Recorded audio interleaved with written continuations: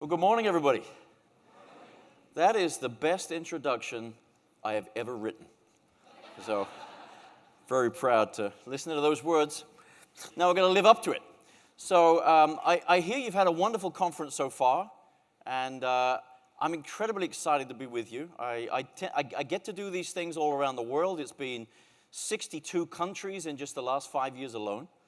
And I'm always honored to address a room full of leaders from any industry. Today is absolutely no exception. You're in an industry that's going through a lot of transformation and that still needs to go through a lot of transformation. So we're going to talk together about how we can win in the transformation economy. I've noticed that, oh, here you go. My slides are up on the screen. Beautiful. So how are we going to win in the transformation economy? Well, one thing, as Stacy just mentioned, is that, transformation doesn't happen on its own. Right? It requires intervention. If you want somebody or you want an organization to change, it requires some form of intervention.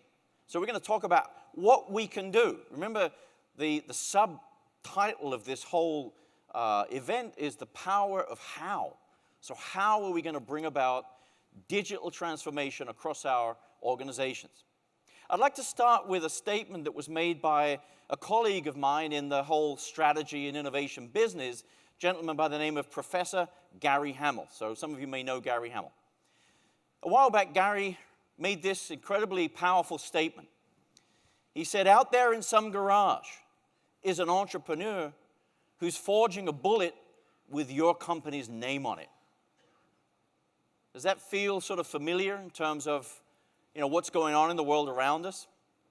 I get to work with and consult for a whole bunch of interesting companies around the world, and I can tell you that the one thing that keeps all these companies awake at night is digital disruption, the threat of digital disruption.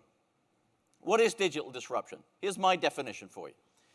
Digital disruption is the discontinuous change that occurs when new digital technologies and business models displace the value proposition of existing goods and services. And so if you think about digital disruption today, there's all kinds of surveys that are being made. There was a recent MIT survey where board members estimated that at least 30% of their current revenues were under threat from disruption. I do a lot of work with Dell Technologies. Dell EMC, there was a big merger last year. They carried out a survey globally with 4,000 respondents, just some of the industries that were represented. You see here automotive, insurance, financial services, media entertainment, healthcare. Here's what they found. 53% of those people they interviewed have experienced significant disruption in their industries in the last 2 years. But the figure that blew me away was this: 47% believe their industries will be unrecognizable just 3 years from now.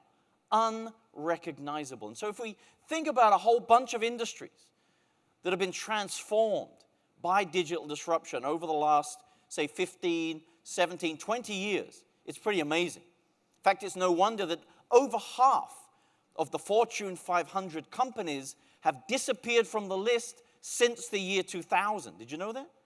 Over half of the Fortune 500 have disappeared since. And you know what the principal reason is? Digital disruption. So we've seen this with the photographic industry, with the music industry. Think about movies and television now gone the way of streaming.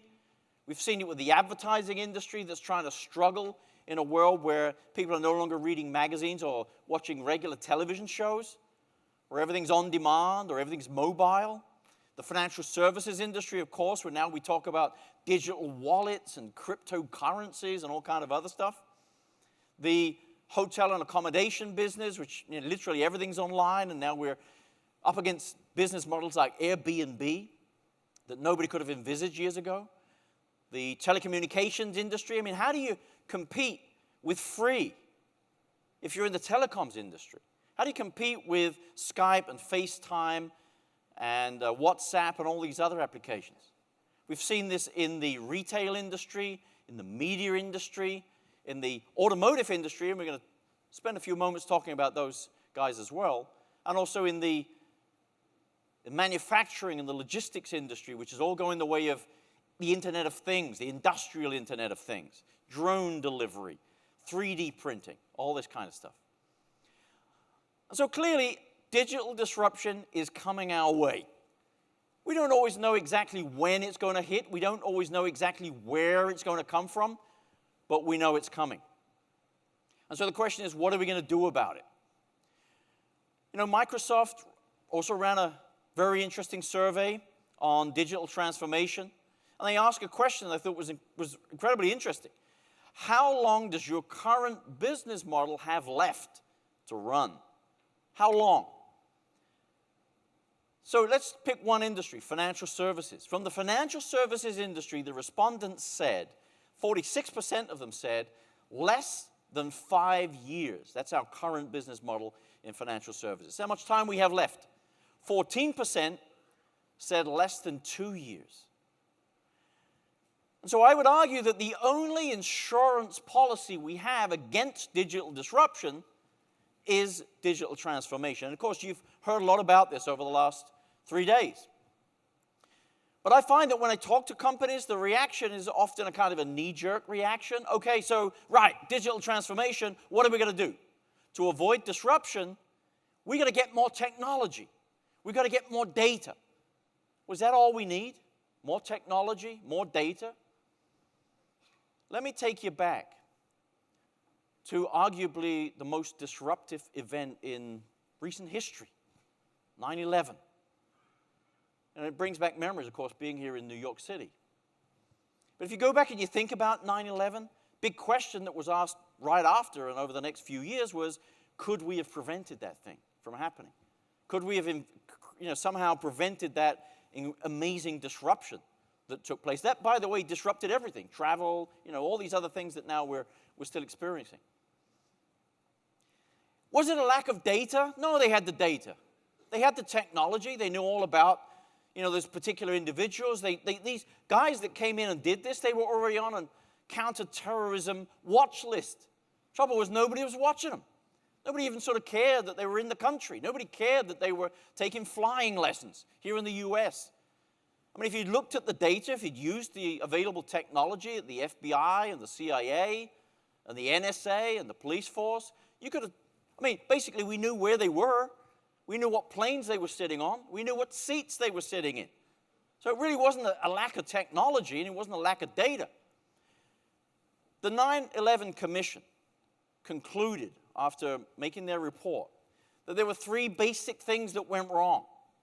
Number one, it was a failure to seamlessly integrate the data of various government agencies. The CIA wasn't talking to the FBI, wasn't talking to the NSA, wasn't talking to the local police forces. None of those agencies were integrated in terms of technology and data.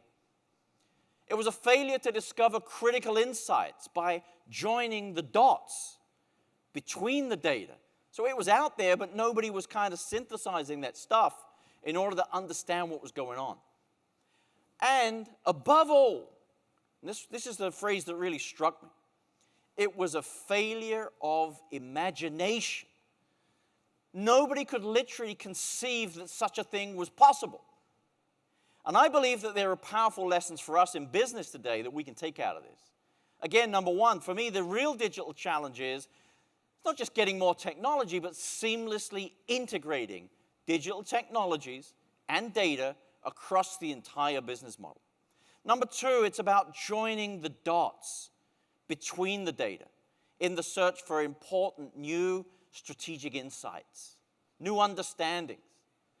And number three, above all, it's about unleashing the power of imagination across our organizations in order to turn those insights into new disruptive innovations. Would you agree with me?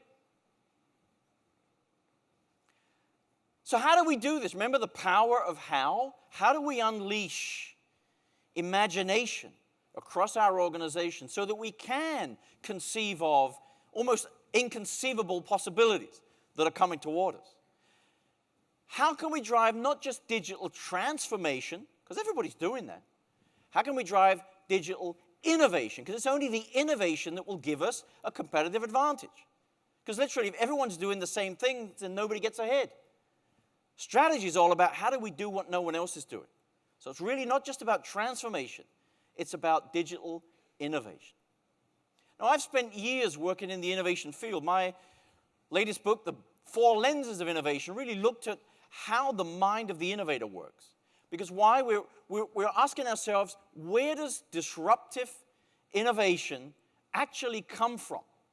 How do the disruptive innovators that we think of come up with their breakthrough discoveries?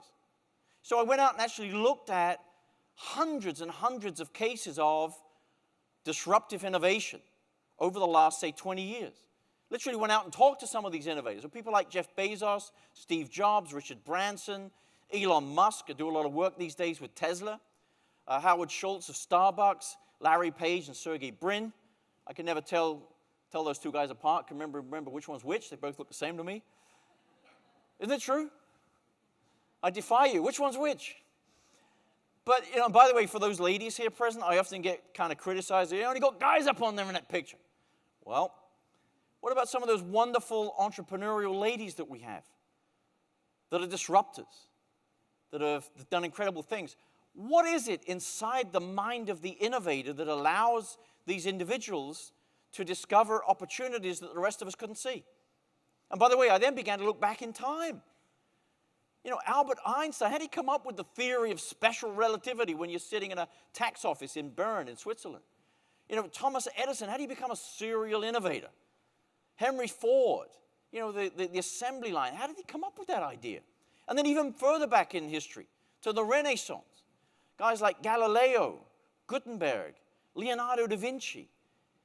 Is there some way we can crack the code of how the mind of the innovator works? And what I discovered is, this is incredibly important, that if you can discover the particular thinking processes that innovators use, then maybe there's an opportunity to reverse engineer them. Maybe we can reverse engineer the mind of the innovator. Maybe we can turn those thinking processes into a set of tools, to a methodology. Remember the power of how? A methodology that will enable all of us to think like Steve Jobs or Jeff Bezos or Leonardo da Vinci. So what I discovered in my research was that all of those innovators did not come to their discoveries by sitting there, staring out of the window, waiting for a light bulb to go off above their heads. Eureka.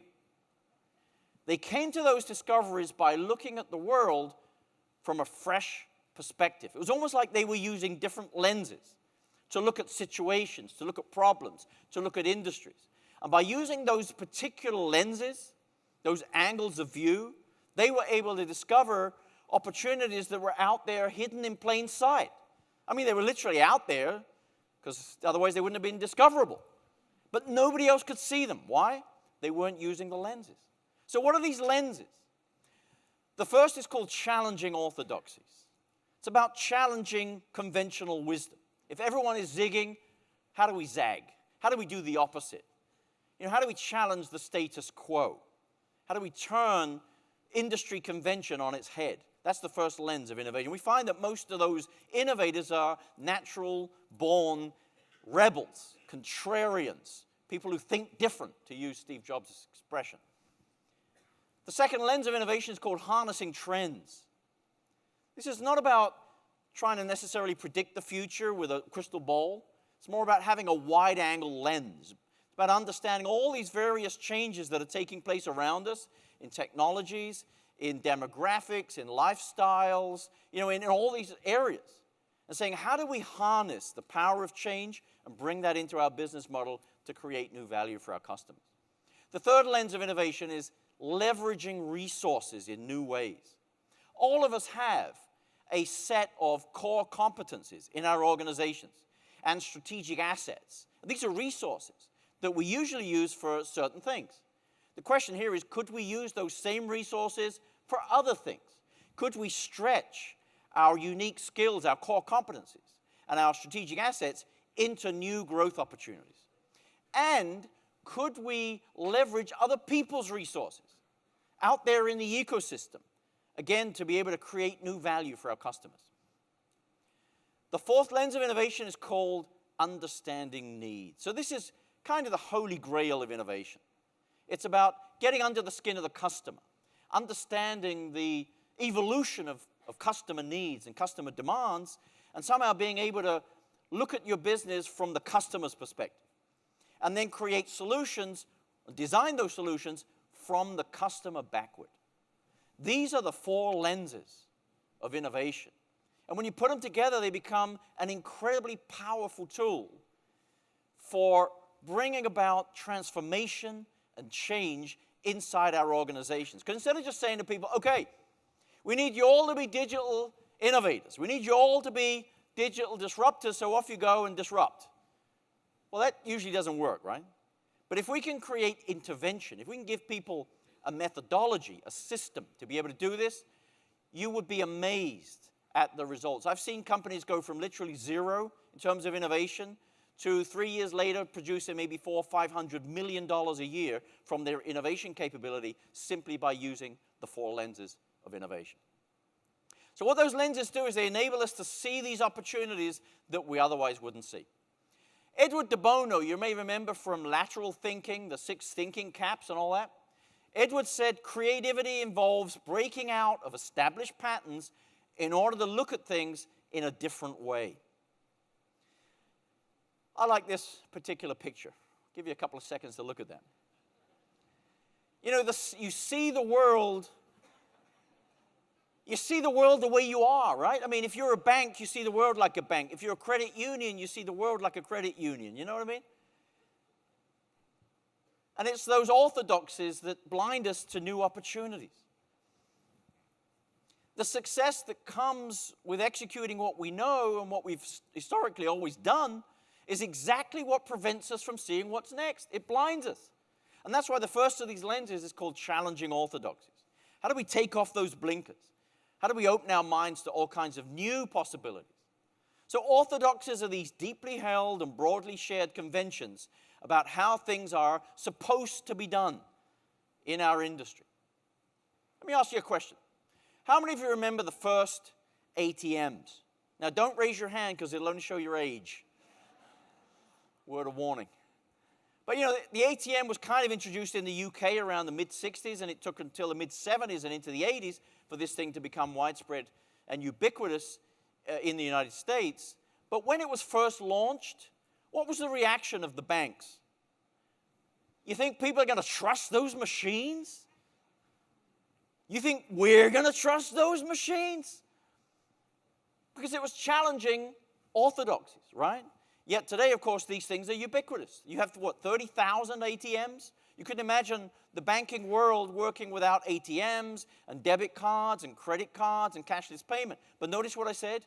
You couldn't imagine the banking world working without those things. What do we have to do? We've got to unleash our imaginations.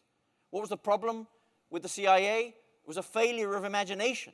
We're going to imagine a time before those cards and those ATMs, when they disappear. It's already happening. You probably saw the announcement from Wells Fargo, cardless ATMs, maybe cordless as well, that'll be an innovation. Cardless ATMs signal a shift in traditional banking. And it's not just Wells Fargo, we're now seeing this with Bank of America, with Chase. I have a client in Turkey called Yapı Kredi, a big bank in Turkey. They've already introduced basically a similar system where they send you a QR code on your phone and you use that to log in at the ATM. You don't need your card. Another one of my clients is called Safaricom. How many of you know Safaricom? Let's see a show of hands. Safaricom is a mobile phone service provider in Nairobi, Kenya. You may know them from a thing called M-Pesa. How many of you have heard of M-Pesa? So M-Pesa is a thing called mobile money, M-Pesa. And Safaricom, which is part of Vodafone, launched this thing in Kenya. Basically, it's a system whereby you can send money to other people or pay for things in stores and whatever, simply by sending an SMS.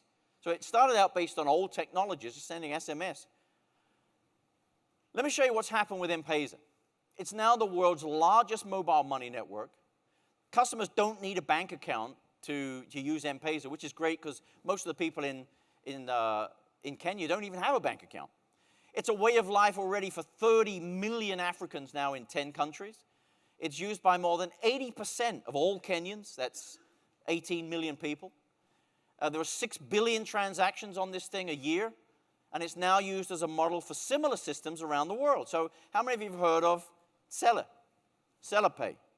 So this is similarly, basically, same kind of system where you can send, you can receive funds using not SMS, but nothing more than a person's email address or a phone number.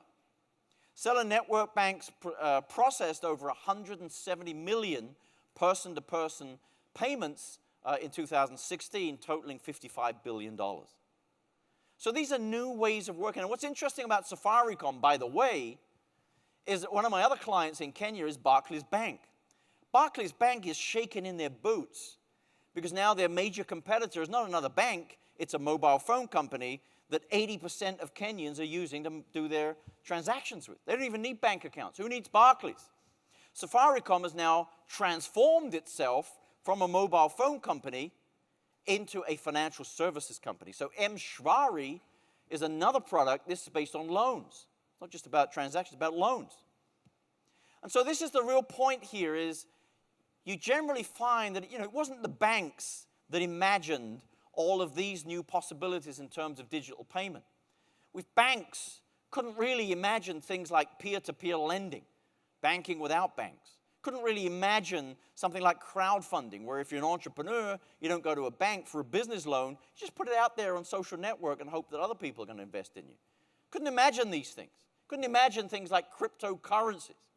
You know how much Bitcoin is worth now? I don't know if you're following this, but just in terms of market cap, Bitcoin, which last May was worth $7 billion in terms of market cap, is now worth $27 billion in terms of market cap.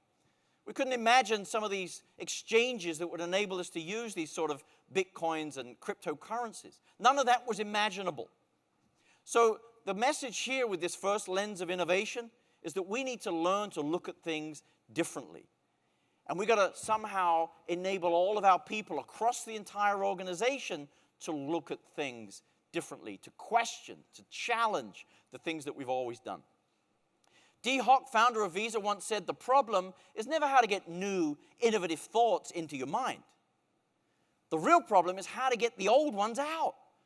Because it's the old thinking that blinds us to these new opportunities. All of us tend to be sort of chained to these legacy ways of working.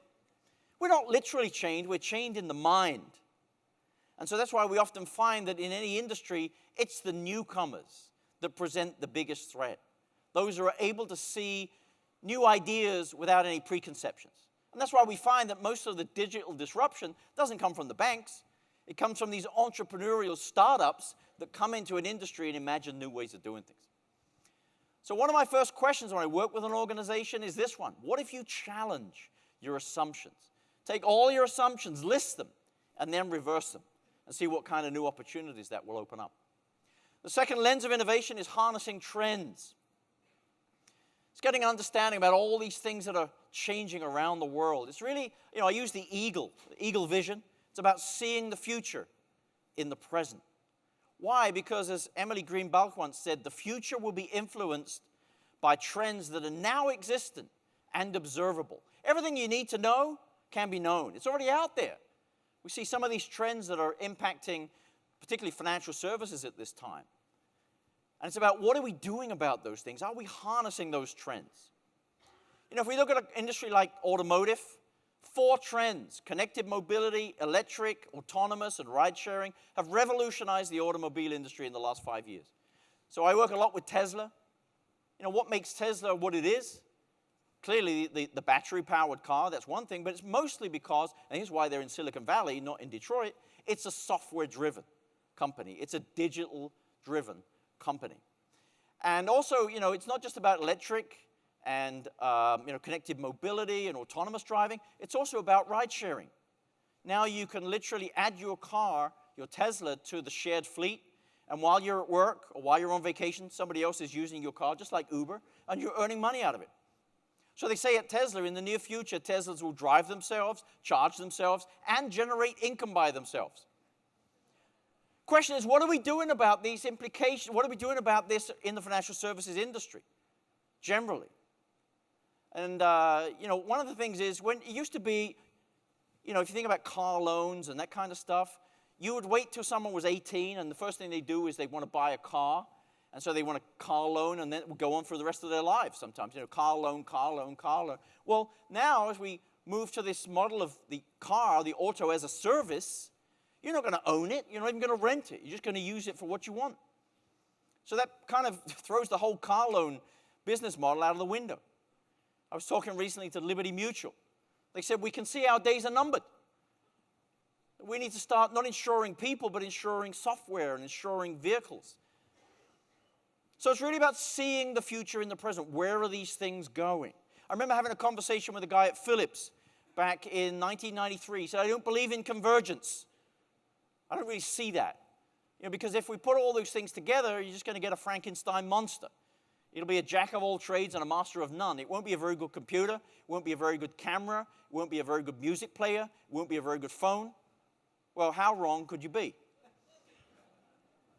And so today we have this convergence going on of social and mobile and data analytics and robotics, Internet of Things, artificial intelligence, cloud. All of this is coming together. And we want to make sure that we understand the implications of that. Larry Page says lots of companies don't succeed over time. What do they fundamentally do wrong? They usually miss the future. So what happened to Blockbuster versus Netflix? Both of those companies are in the business of renting out physical DVDs. But then along comes the trend, and the trend is called streaming media. What are you going to do about it? Well, Netflix had to shift its entire business model from these physical warehouses and all these people sitting there processing orders and shipping out DVDs to, a whole different business model based on digital. So he said it was really about putting on the brakes with DVDs and stepping on the gas with streaming, which has, turned Netflix into one of the major streaming players. In the meantime, where's Blockbuster?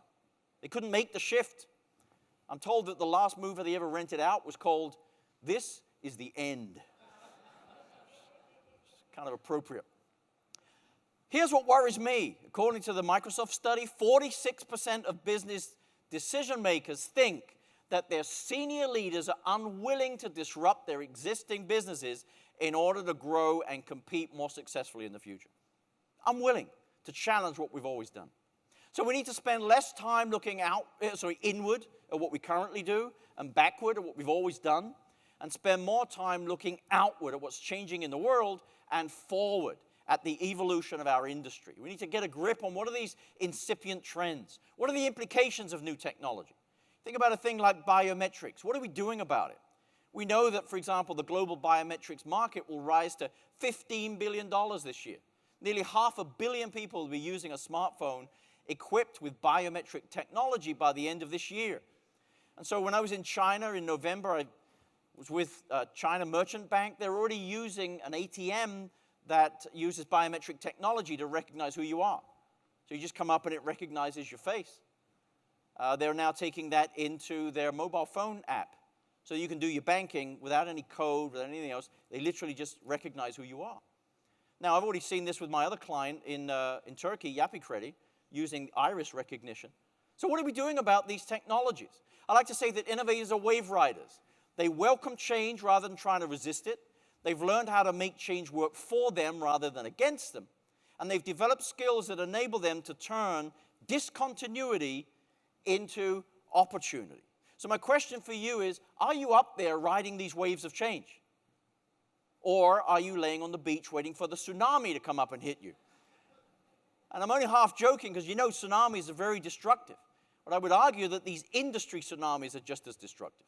So the tsunami for Kodak was digital photography. The tsunami for the music industry was initially iTunes and then Spotify and so on. The tsunami for the postal services around the world was email, SMS, instant messaging. The tsunami for BlackBerry, Nokia, and so on was the iPhone. The tsunami for the iPhone is Android, which is now on 85% of all mobile devices. The tsunami for the taxi industry was Uber. The tsunami for the hotel industry was Airbnb. Tsunami for the automotive industry is electric. So the question is, what will be the tsunami in your own industry? In my book, I like to ask, What will be the tsunami in your industry? How can we make sure we ride that wave instead of being washed away by it? So you need to ask, which wave are you riding? Which of these waves, these trends, are we riding into the future? Steve Jobs once said, these waves, you can see them way before they happen, and you just have to choose wisely which ones you're going to surf. The third lens of innovation is leveraging resources in new ways, looking at the company, looking at the world like a Lego kit of recombinant assets and competencies. Think about Google again. They started out as a search engine, but they were able to stretch into all kinds of incredible new opportunities, whether it's web search, speech recognition, object recognition, language translation, self-driving cars, and it goes on and on. Now Google is getting into ride sharing with Waze, into hotel booking to go up against the online travel agencies. They're making their own microchips. I don't know if you know this, but Larry Page has been working on a flying car for the last year or two in secret. Not so secret anymore. We now all know about it. Larry says, I always thought it was kind of stupid if you have this big company and you can only do like 5 things. So what else can we do with our resources? You know, this has been something that's been floating around for a few years. I'm sure if Google did do a bank, it wouldn't look like this. But we know that Google has been in and around financial services for some time already. We know that Facebook is making moves in that direction too. I mean, here's the thing. 2 billion people use Facebook. If they started financial services and only 10% of the clients or the users became clients, that's 200 million customers immediately. Amazon, again, basically moving in the same direction, and then we've got the big Apple, right? Accenture did a study, and they released this stuff in January. They said roughly 1 in 3 banking and insurance customers globally would consider switching their accounts to Google, Apple, Facebook, or Amazon if the Silicon Valley giants offered financial services. And by the way, 50% of millennials said the same thing. So they're stretching into these new opportunities, are we? How about your own resources? How could you leverage them in new ways? So I'd like you to ask yourself, what core competencies could we transfer to new opportunities? Could we exploit our strategic assets in new ways to bring new value to customers? That's what our people across our organizations need to be asking on a daily basis. And also not just our resources, but other people's. When Apple launched the iPod, they didn't do it on their own. They worked with a company called Portal Player Inc. to design the inside of the device. They worked with all the music companies to basically leverage their assets. They were the same with the iPhone. They worked with AT&T, with Singular, with Corning for the Gorilla Glass, with Foxconn in China to manufacture the thing. So it's leveraging other people's resources. You know, Tesla's got this amazing battery, right? Well, they didn't just invent a new battery from scratch. They basically put together thousands of Panasonic batteries, the same one you use in your consumer electronics appliances. And so the Gigafactory in Nevada is part Tesla and part Panasonic. It's leveraging other people's resources. If you think about the digital car, it's really about shifting beyond the old traditional ecosystem, which was about the electronics and the tires and the windscreen and whatever, to a new ecosystem based around connected mobility and so on.